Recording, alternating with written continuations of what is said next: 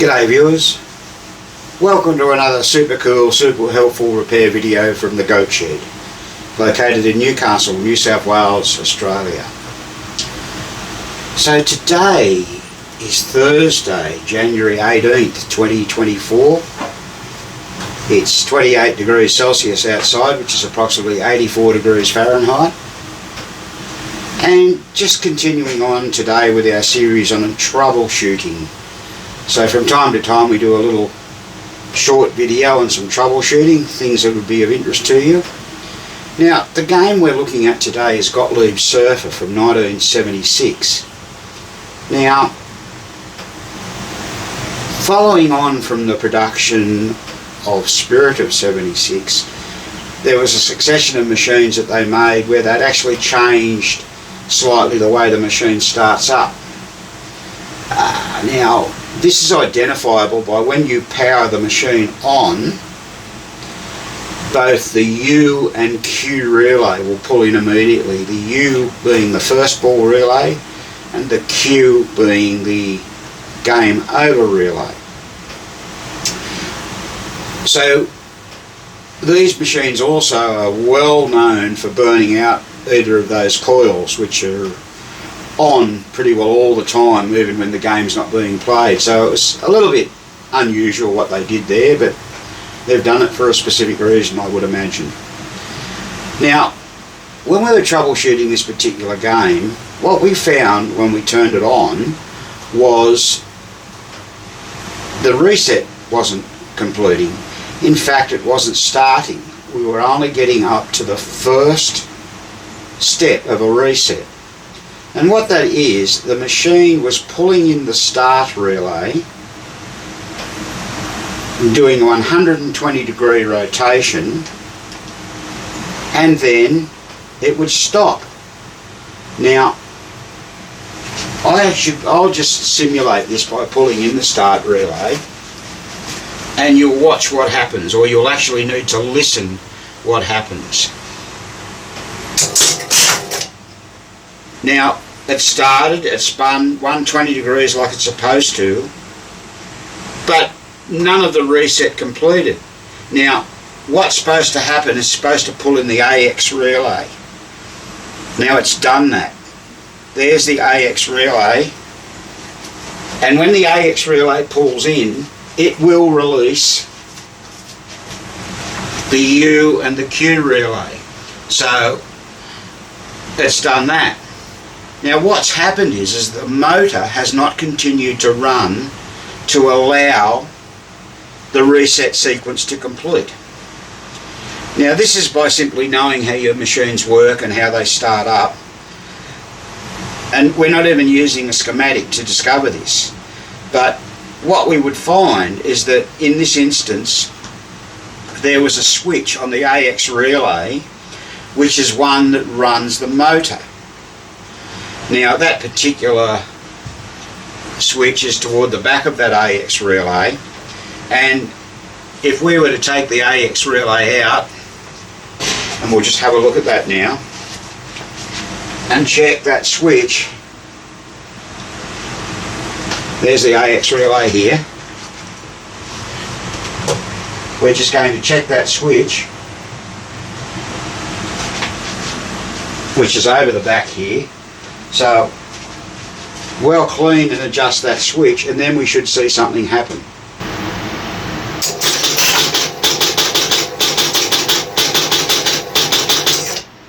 So there, now we press the start button, or the replay button in this instance. You saw that AX relay pull in and continue through the reset cycle.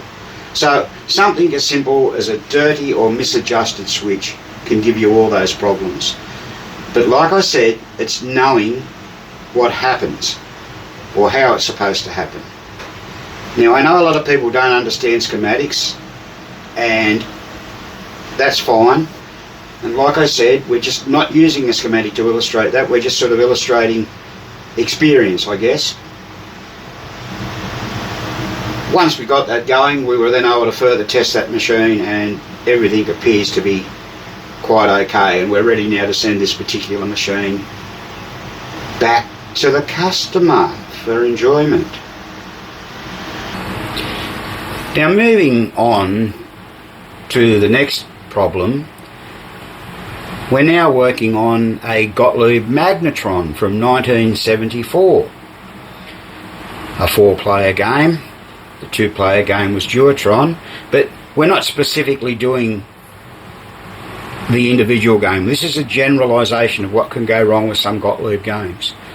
Now, we've made many videos on stepper units, and I cannot emphasise the importance of having these working right.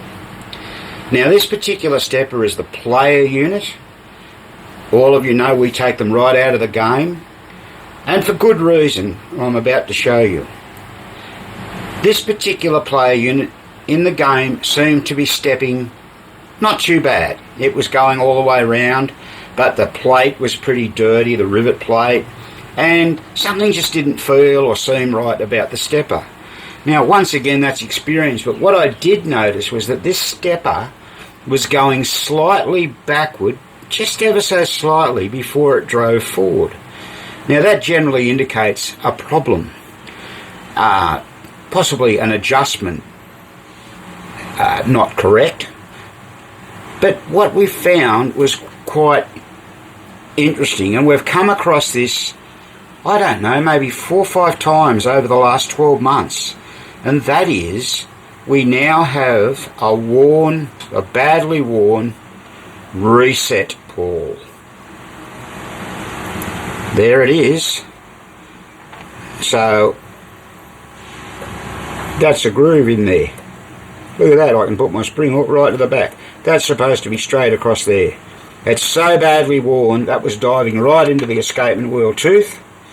I'll just show you by fitting that escapement wheel back in there just temporarily. I'll put that in. I mean, even with the reset arm, that's supposed to sit out there. And when it just checks, but it's gone right in. Now you can see the end result. You can probably all see the wear marks here where that's been rubbing, and it's actually even made little edges. So we're going to get a file and file all that down. The teeth don't look too bad, but that is a badly worn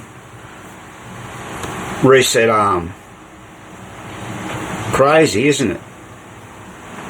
Normally you find this upstop broken, in this case it's not. But the other thing we noticed was that the coil casing, when I find, has a badly worn coil stop, so we're going to need to replace that as well. So you don't find that either unless you pull it apart. Now, one other thing may well prove to be, we may have to change the plunger. It's not too bad. There is a little bit of wear on the edges there. We might put that on the buffing wheel and just give it a bit of a clean up and see what's going on with that.